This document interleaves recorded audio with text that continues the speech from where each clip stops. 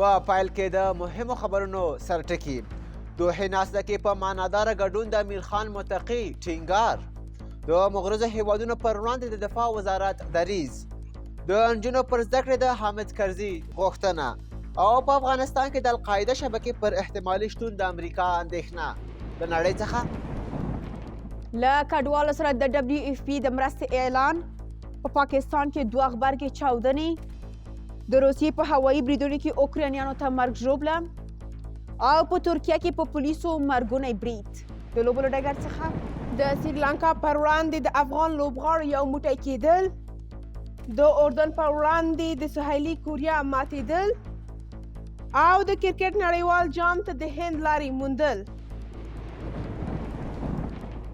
السلام علیکم. د دې مهال مهمو خبرونو ته ښه راغلاست.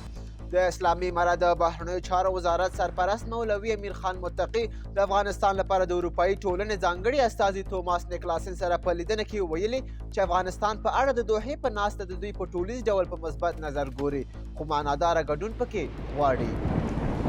د ریاست الوزرا سیاسي مرستیال مولوي عبدالکبیر په کابل کې د اسلامي نظام او یووالي استحکام ولسي غونډه کې وویل چې اسلامي امارت د نورو کارونو سربیره د هیواد پرمختګ ته ژمن دی.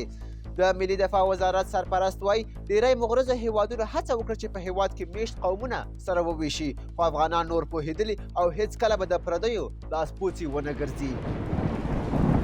پخواني ولسمشر حامد کرزي د دوحې غونډه کې له اړوندو کورنیو او نړیوالو چارو کې په ځانګړې توګه د افغانستان د پوهنې وضعیت د ښه والي او د شته ستونزو د هوارۍ غوښتنه وکړه.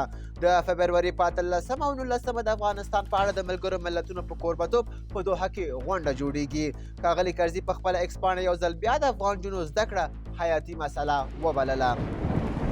په افغانستان کې د القاعدې شبکې شتون په تړاو د ملګرو ملتونو وروستي راپور ته په غبرګون کې د امریکا مرکزي قومندانۍ پخواني قومندان جوزف هوټل ویلي ویره لري چې امریکا کیدای شي د القاعدې د دغه ګواښ پر وړاندې د غبرګون لپاره بیرته سیمې ته مخه کړي خو اسلامي امارت په افغانستان کې د القاعده شبکې شتون په کلکه رد کړی.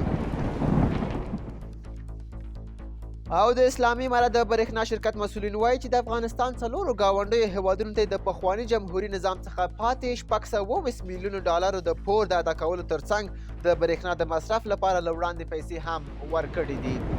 نړیوال خبرونه زما همکاره تاسو ته وړاندې کوي.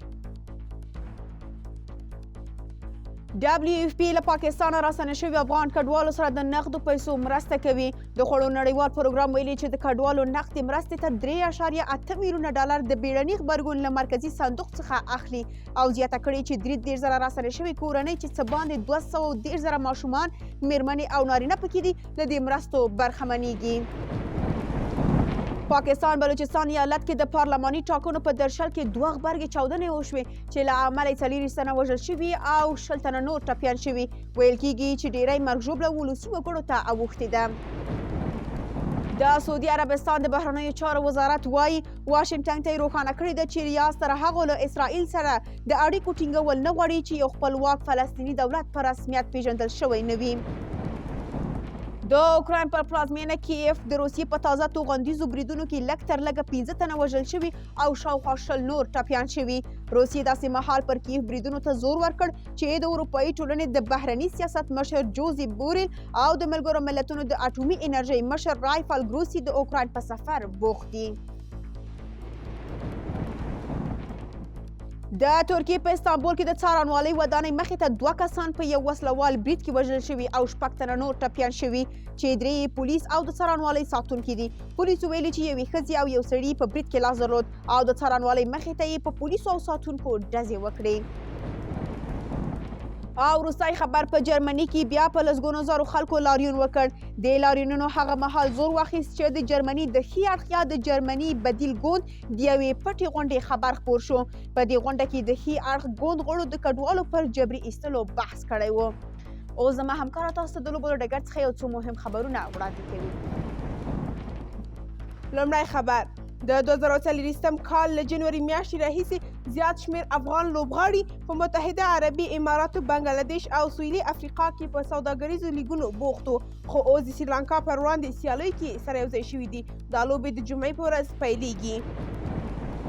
د آسیا ملتونو جام نیمه پایلوبه کې اردن سهیلي کوریا ته 0-2 ماتې ورکړه. په دغه سیالۍ کې د اردن په ګټه یزان نعیمات او موسی تیماري ګول وهنې وکړې. دا د اردن په تاریخ کې لومړی ځل شو چې نیمه پایلوبې او پایلوبې ته لار پیدا کوي. په دویمه نیمه پایلوبه کې ایران له قطر سره مخامخ شو. او وروستی خبر، هند په 2 ویکټو سویلي افریقا ته د کرکټ 19 کلنو نړیوال جام په نیمه پایلوبه کې ماتې ورکړه. په دغه سیالۍ کې سویلي افریقا لومړی توپ وهنه وکړه چې د 10 لوبغاړو په سوځېدو یې 244 منډې کړي. په دوهمه پاڼۍ کې هندي لوبډلې د 8 ویکټو په زیان 49 اوورو کې هدف پوره کړ او پایلوبې ته یې لار پیدا کړه.